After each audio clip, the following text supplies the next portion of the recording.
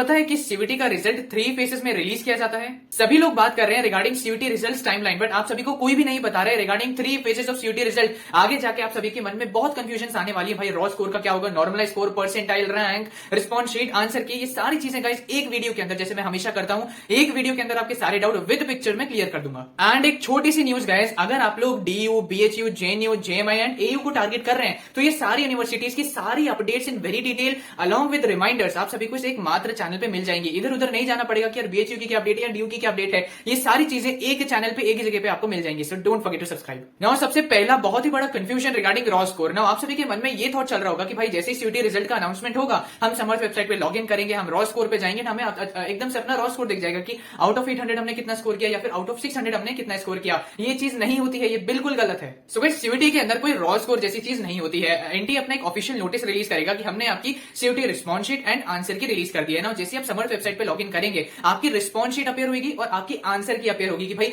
आपने जो था 1 क्वेश्चन का ए मार्क किया था लेकिन आंसर की में भी 1 का ए है तो आपने बैठ के टिक लगा दिया। फिर आपने सेकंड का बी मार्क किया लेकिन आंसर की में सेकंड का सी मार्क है तो आपने आपका एक क्वेश्चन गलत हो गया। थर्ड में आपने ए मार्क किया था, आपकी आंसर की में थर्ड का बी मार्क है तो अगेन आपने गलत कर दिया। सिमिलर तरीके से आप अगली अगली चेक करते जाओगे अपनी आंसर की रिस्पॉन्स शीट को सामने रख के। ऐसा कोई रॉ स्कोर सीयूटी रिलीज नहीं करते कि आप लोगों ने आउट ऑफ 800 इतना स्कोर किया, आउट ऑफ 600 ऐसा इतना स्कोर किया। आपको खुद आंसर की एंड रिस्पॉन्स शीट मैच करके फाइंड आउट करना पड़ता है कि आपने एक्चुअली कितना स्कोर किया। नाउ ये चीज कब रिलीज होगी, तो अभी आपका पहले सीयूटी एंड होगा एंड देन कुछ हफ्तों बाद आपका सीयूटी का रिजल्ट रिलीज कर दिया जाएगा। उसके अंदर आपको रिस्पॉन्स शीट आंसर की मिलेगी, कोई रॉ स्कोर नहीं मिलेगा। Second biggest source of income of NTA, challenging the answer की। नाउ गाइस जैसे आप सभी की आंसर की रिलीज होगी आप सभी को एक हफ्ते का टाइम दिया जाएगा आंसर की को चैलेंज करने के लिए। नाउ पिछले साल गाइस क्या हुआ था, आंसर की के अंदर इतनी सारी गलतियां थी, एनसीईआरटी में प्रॉपर्ली लाइन मेंशन्ड है, वही आंसर हम लोगों ने मार्क किया हुआ है लेकिन एनटीए की आंसर की में वो गलत है। तो पर क्वेश्चन चैलेंज करने के लिए आप सभी को 200 रुपीज पे करने पड़ते हैं अलॉन्ग विद प्रूफ्स। नाउ भाई अगर आप लोग इस क्वेश्चन को चैलेंज कर रहे हो तो किन प्रूफ्स के बिहाफ पे कर रहे हो ये भी आपको एनटीए की वेबसाइट पे आपको प्रोवाइड करना पड़ता है।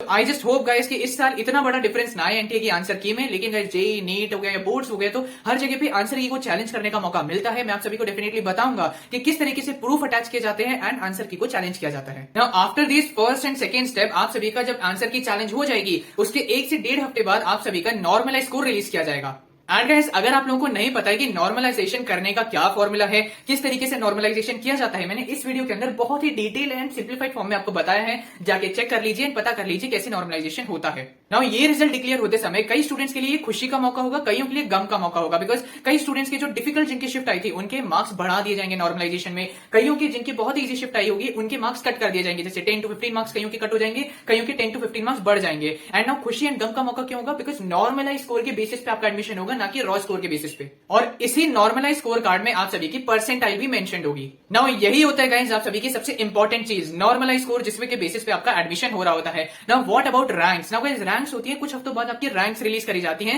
एंड इस पर्टिकुलर रैंक लिस्ट का नाम होता है सिम्युलेटेड रैंक लिस्ट। नाउ ये रैंक लिस्ट क्या होती है, बेसिकली आपको बस ये पता चल जाता है कि लाखों लाखों के कंपटीशन में आप किस पोजीशन पे स्टैंड करते हैं। ना जो भी स्टूडेंट मुझे देख रहे हैं अगर आप लोगों की रैंक 3000 के अंडर आती है तो आपकी अच्छी रैंक मानी जाती है। तो बस गाइस इन 3 फेजेस में आप सभी का रिजल्ट डिक्लेयर किया जाता है, कोई रॉ स्कोर नहीं आता है, रिस्पॉन्स शीट आती है, आंसर की आती है, देन सेकंड में आप लोगों को आंसर की को चैलेंज करने को मिलते हैं, थर्ड में आप सभी का नॉर्मलाइज स्कोर आता है जिसमें परसेंटाइल भी मेंशन्ड होती है। नाउ यही सारी चीजें डिसाइड करेंगे कि आप लोगों को डीयू का नॉर्थ कैंपस मिलेगा या फिर बीएचयू का मेन कैंपस मिलेगा।